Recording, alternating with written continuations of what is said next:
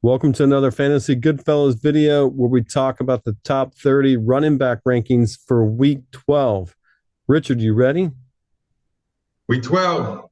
The Fantasy Goodfellas. Boom, boom, boom.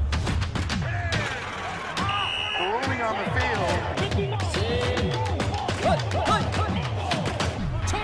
The Fantasy Goodfellas. Before we get started on this week's rankings, Richard, tell me how we did on last week's. Okay, if we take out Gus Edwards and Khalil Herbert, who did not play, we hit on 22 of our remaining 28 running backs. Boom, boom, boom. Yeah, we've been on fire. We missed on Saquon Barkley, Dameon Pierce, Miles Sanders, Deontay Foreman, Brian Robinson, and Elijah Mitchell.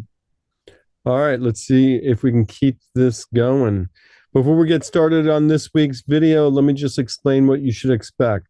Richard's going to give his rankings. We're going to use our stat machine to see if you agree or disagree with each of his rankings, and hopefully it'll help you with your own lineups. All right, Richard, line them up.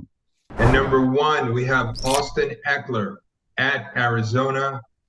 It's a good matchup. Eckler has been ultra productive, ultra consistent this season. And number 2, Derrick Henry, home against Cincinnati. I would have Henry at number 1, but Tannehill may need to pass to keep up with Joe Burrow. And number 3, Jonathan Taylor, home against Pittsburgh.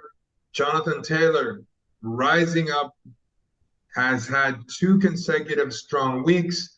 I think the trend continues. Was it just an issue with his coach, or is he 100% healthy? And number 4, Christian McCaffrey, home against New Orleans. As we saw, you're going to have the risk that when San Francisco does very well, they're just going to rest McCaffrey. And this is what happened on Monday night. Elijah Mitchell got most of the fourth quarter carries. So that is the risk. But if he does play full game and gets as many carries as he can, McCaffrey could easily be number 1. And number 5, Saquon Barkley at Dallas. Barkley had a dud in week 11.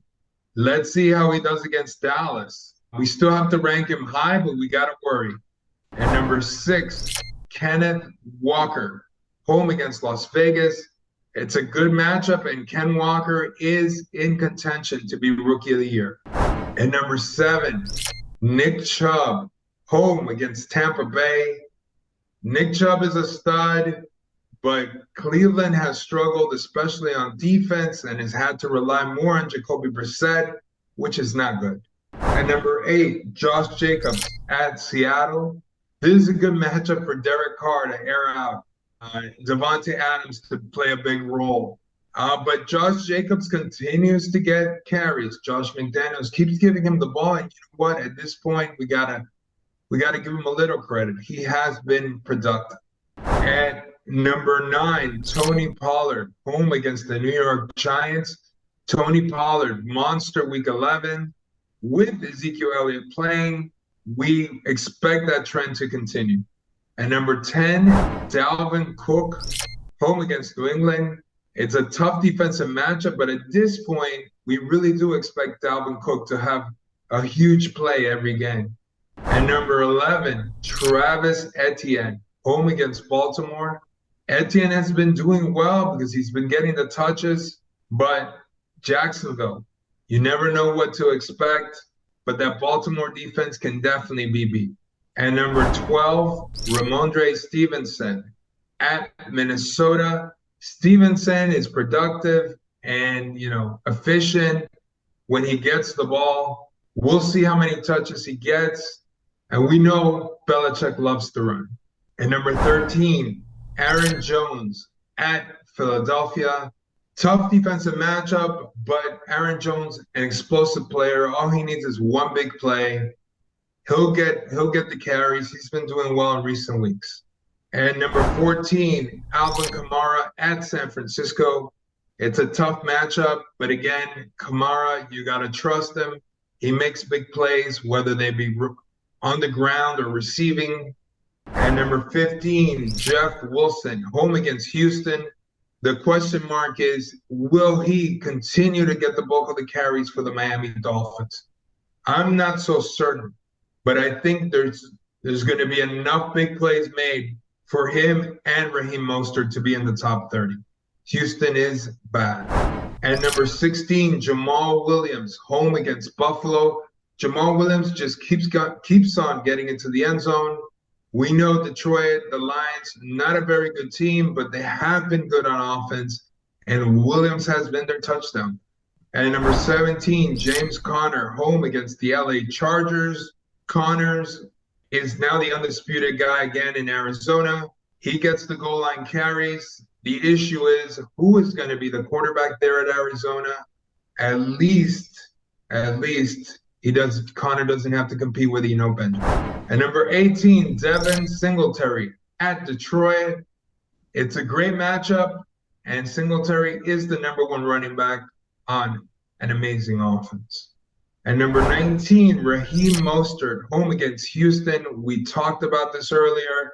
The Dolphins are going to go crazy on the Texans. There's going to be enough for everybody on offense, including both the running backs. And number 20, Antonio Gibson, home against Atlanta. Again, Gibson, rank him even higher in PPR. He's catching those balls out of the backfield. Heineke, always looking for Gibson. He'll be fine. And number 21, Najee Harris at Indianapolis. Najee, so far, huge bust if you drafted him in the first round. He had a decent week 11. We'll see if the trend continues. The issue here is that Steeler offense is bad. Pickett has not looked good, but they do have to pass a lot. So if Najee Harris catches some balls out of the backfield, he'll be fine. Hold on. You said he had a decent week. He had 116 total yards and 2 TDs. He was ranked 4th. Decent? I would say it was excellent. Oh, okay. Yeah, he had an excellent week, but he had struggled up until then. Again, I think he's more likely to have an average to below average week than the week he just had. And number 22, Dameon Pierce at Miami. Dameon Pierce had a dud in week 11, and it's going to happen because he plays for Houston. Now, on the positive side, he does get a lot of carries. He gets a lot of touches. They rely on him. So I think just based on the fact that Miami's going to score a lot of points on offense and Houston's just going to be trailing, Pierce is probably going to catch some balls out of the backfield, make some plays. And number 23, Rachaad White at Cleveland. Word is that Rachaad White is the new number 1 in Tampa Bay. We have to see it consistently.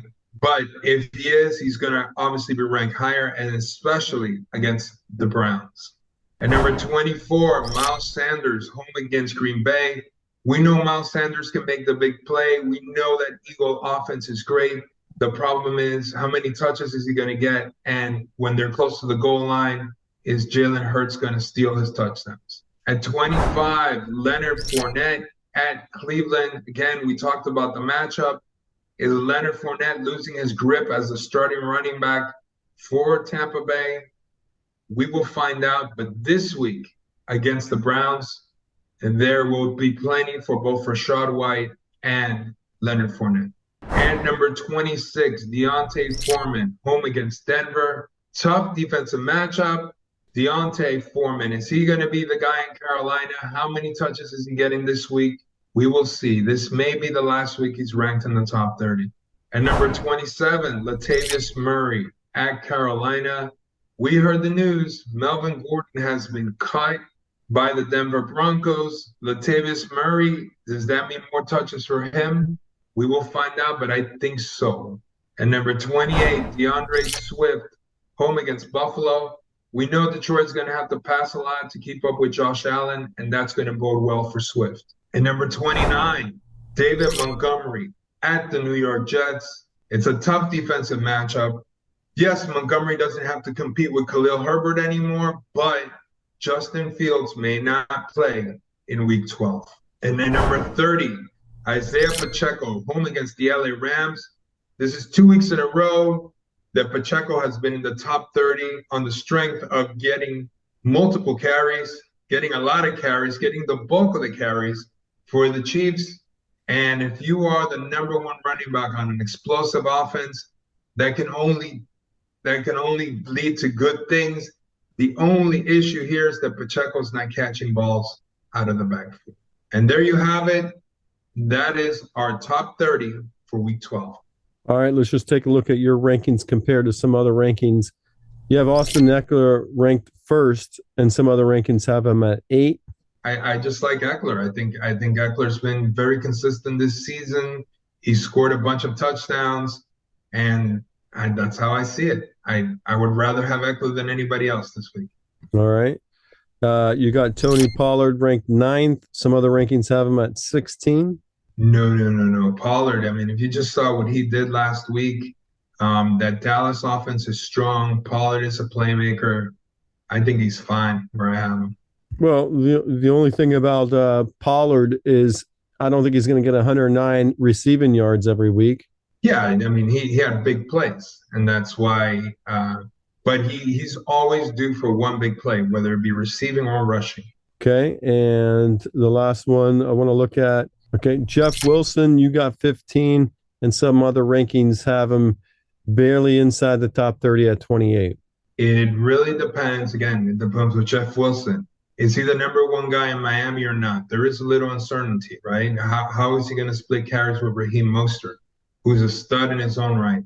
That is a question mark. But Jeff Wilson got the bulk of the carries against the Browns in week 10. They obviously had a bye in week 11. If he continues to get 65% of the carries, he's easily top 15 guy in that offense. All right. Well, thanks for coming on here and sharing your top 30 running back rankings for week 12. Don't forget to like and subscribe to our video. And if you have any questions, guess who's going to answer them in the comments section. That's right. Those fantasy good fellas. Rolling on the field. Those fantasy good fellas.